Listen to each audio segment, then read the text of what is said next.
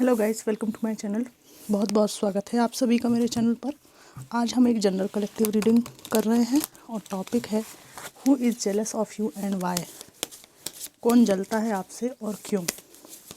ये general collective reading है, जो रेजोनेट करे वो लें, बाकी को आप छोड़ सकते हैं।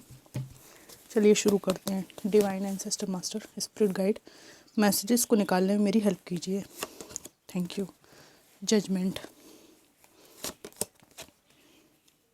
Page of pentacles, 5 of swords, Queen of cups, 3 of swords, Page of swords, bottom of the deck है द हर्मिट। एक ऐसा व्यक्ति जिसका आपकी फैमिली से कोई प्रॉपर्टी या किसी मुद्दे को लेकर लीगल मैटर चल रहा था, जिसमें आपको विजय प्राप्त हुई है, या आपके पेरेंट्स को या नज़दीकी रिश्तेदारों को विजय प्राप्त हुई है। और ये जो दूसरी पार्टी है जो हारी है वो आपसे जेलस है। ठीक है। दूसरी बात ये है कि जिनसे आप पास्ट में फाइनेंशियली जिनके डिपेंडेंट थे वो आपसे जेलस हैं। और तीसरी बात ये कि आपके किसी से बहुत लड़ाई झगड़े हुए हैं और उसमें आपने स्ट्रांगली अपने लिए स्टेप लिया है कि मैं अब कुछ भी बर्दाश्त नहीं करने वाला या नहीं करने वाली। ठीक है। चौथी एनर्जी यहाँ पे ये है कि जिनसे आपका बहुत ज़्यादा इमोशनल अटैचमेंट पास्ट में रहा। ठीक है। और आपने अब अपना प्रेम और समर्पण इस इंसान को देने से इसलिए मना कर दिया कि इस व्यक्ति ने आपको थर्ड पार्टी सिचुएशन में डाल दिया था, बुरी तरह से दिल छलनी किया था आपका। ये व्यक्ति आपसे जेलस है और ये आपको स्टॉप भी करते हैं। ठीक है। यहाँ पर एक ऐसा व्यक्ति मुझे दिखाई देता है जो आपसे बिछड़ने के बाद जीवन में आशा की किरण तलाश रहा है, पर इसे कुछ मिल नहीं रहा है क्योंकि आपने इनसे अलग होके बहुत ज़्यादा दूरी बना ली है। पहले ये भागे आपको छोड़कर, फिर आप यहाँ से निकले हैं। एक ऐसा इंसान जो पास्ट में आपके ऊपर क्रश रखता था और अभी भी इनका क्रश है, वर्तमान में क्रश के साथ ये जेलस भी हैं और एक खुन्नस टाइप की इस व्यक्ति के मन में है कि आपने इनके लव ऑफ़र को रिजेक्ट किया है। आपके प्रति बहुत पैशनेट, बहुत आकर्षित हैं। ठीक है। बहुत पैशन है इनको, बहुत। और इस बात से बहुत ज़्यादा हर्ट है कि आप इनके ऑफ़र को स्वीकार नहीं कर सकते हैं या नहीं कर रहे हैं। ठीक है। ये कोई आपके एक्स भी हो सकते हैं जिनको ऐसी उम्मीद थी कि ऑप्शन की तरह ट्रीट करने के बावजूद भी आप इनको अपनी लाइफ में ले लेंगे। ठीक है।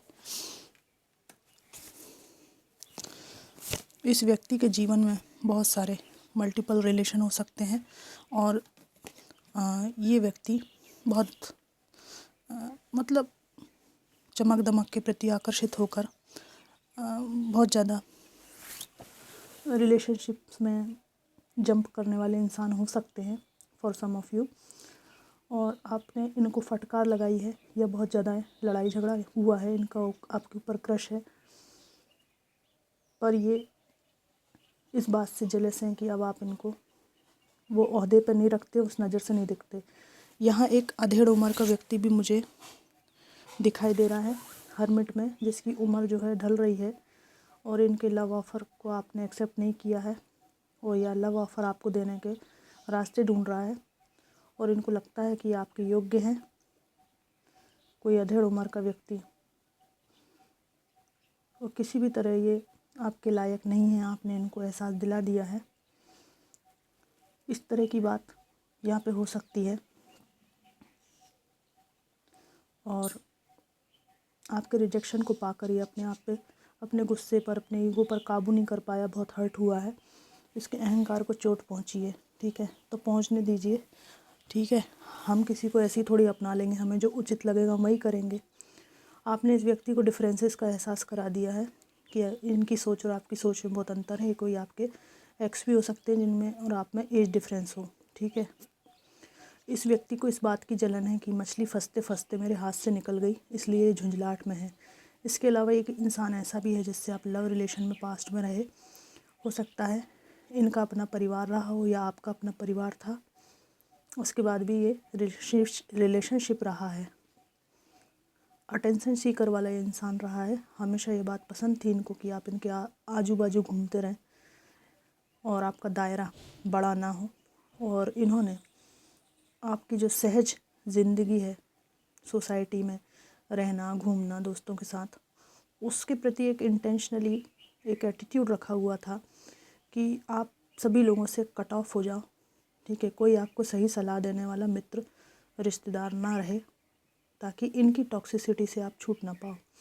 ये आपके साथ मिसबिहेव करती रहे, है ना, बहुत लड़ाई झगड़ा करते रहे, सिर्फ सेक्सुअल नीड्स के कारण ये आपसे अटैच थे। यहाँ पर किसी के द्वारा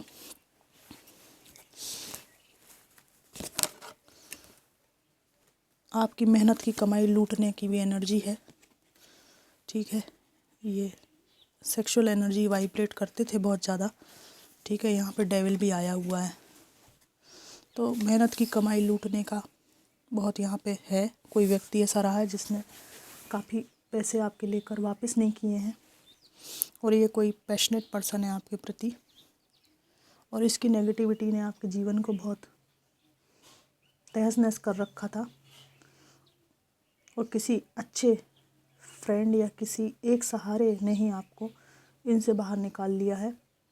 इनकी मंशा थी कि आप अपनी डिज़ायर्स के लिए इनका मुंह ताको और ये आपको पूरी ज़िंदगी के लिए तरसा के रखें, आपकी ज़िंदगी के मालिक बन जाएं, ठेकेदार बन जाएं, अकेले आपको रहने के लिए विवश करने की इनकी प्लानिंग थी। और इनकी जलन का कारण ये है, इस तरह टूट कर बिखर कर भी आप इस इंसान से अलग हो गए, और उन्होंने आपको इंटेंशनली कई तरह की धमकियां भी दी कि मेरे से अलग होकर तुम कुछ नहीं कर पाओगे, कुछ नहीं कर पाऊंगी।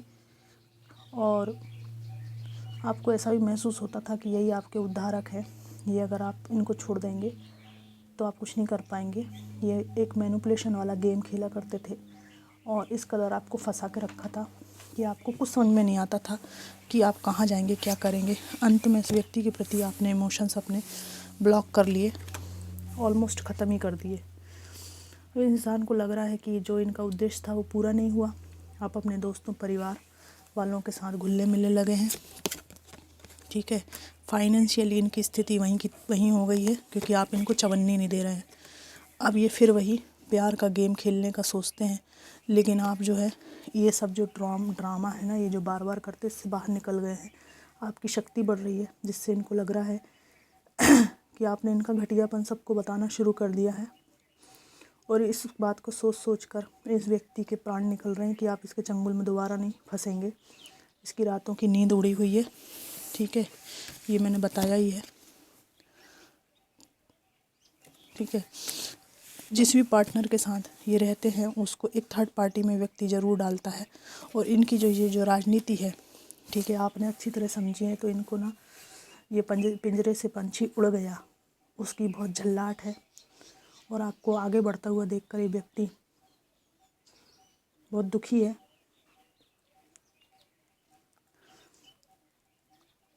और इन्होंने बहुत कोशिश की मजबूत पिंजरा बनाने की, और ये सोचते हैं काश की लोहे की जगह सोने का बनाते, ताकि आप अट्रैक्ट होकर रुक जाते, सोना देखकर रुक जाते।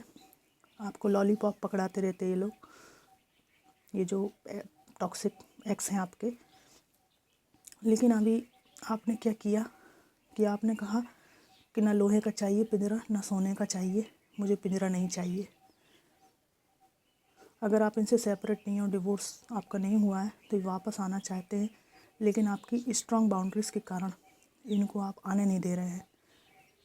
ये इंसान अपनी कमियां कभी नहीं देखता है, बल्कि अपनी जो भी टॉक्सिसिटी है, इवन दुष्टताएं जो हैं, उनको आपके ऊपर प्रोजेक्ट करते हैं। और ये सोचते हैं कि आप इतने मजबूत कैसे हो सकते हैं, हाउ डेयर यू। तो फ्रेंड्स, ये रीडिंग आई है कि कौन जलता है आपसे और क्यों। यहाँ पर एक टॉक्सिक एक्स, कोई ऐसा व्यक्ति जिसकी आयु आपसे ज़्यादा है, जो आपको रिलेशनशिप में लाना चाहता है, आपको मजबूर समझ के, ठीक है, पर आपकी स्ट्रॉन्ग बाउंड्रीज़ होने के कारण ये चिढ़ते हैं कि हाउ डेयर यू।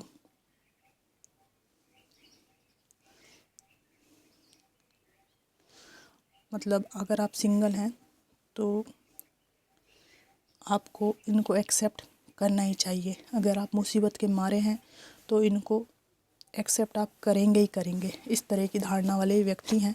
मैं यहाँ पर डिवाइन के कुछ मैसेजेस निकालना चाहूँगी कि ईश्वर आपको क्या संदेश देना चाहते हैं इस सिचुएशन में, आपको क्या करना चाहिए।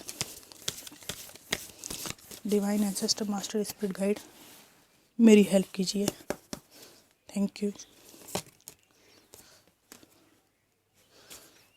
इफ़ यू बिलीव, अगर आप अपनी शक्तियों पे भरोसा करते हैं तो जो आप चाहेंगे वही मैनिफेस्ट होगा। With in the next few months आपके लिए एक अच्छी खबर, सक्सेसफुल लाइफ की ओर आप बढ़ेंगे कुछ ही महीनों में। ठीक है, यहाँ पर अनलाइकली है और यहाँ पर कंप्रोमाइज़ आया है। अगर आपके और आपके पर्सन में मामूली बातों को लेकर विवाद है और क्षमा करने योग्य बातें हैं तो आप कंप्रोमाइज़ की तरफ जा सकते हैं, डिवाइन कह रहे हैं। ठीक है, और यहाँ पर एक बात और भी डिवाइन ने की है, जो बात आपको पसंद नहीं, जो इंसान आपको पसंद नहीं, ठीक है, उससे ज़बरदस्ती आपको नहीं जुड़ना है। दोनों बातें डिवाइन बता रहे हैं। मेडिटेशन ब्रिंग्स आंसर, अगर आप बहुत ज़्यादा तनाव में हैं तो मेडिटेट करें। फिर आया है with in the next few weeks, आप अपने को शांत रखेंगे, मेडिटेट करेंगे तो कुछ ही हफ्तों में आपको अपने जो है प्रश्नों के उत्तर मिलेंगे और मानसिक शांति की तरफ आप बढ़ेंगे। तो फ्रेंड्स, ये थी रीडिंग कि who is jealous of you and why. इस जनरल कलेक्टिव रीडिंग को आपने कितना पसंद किया, कितना आपको रेजोनेट हुआ, मुझको कमेंट बॉक्स में ज़रूर बताइएगा। Thanks for watching.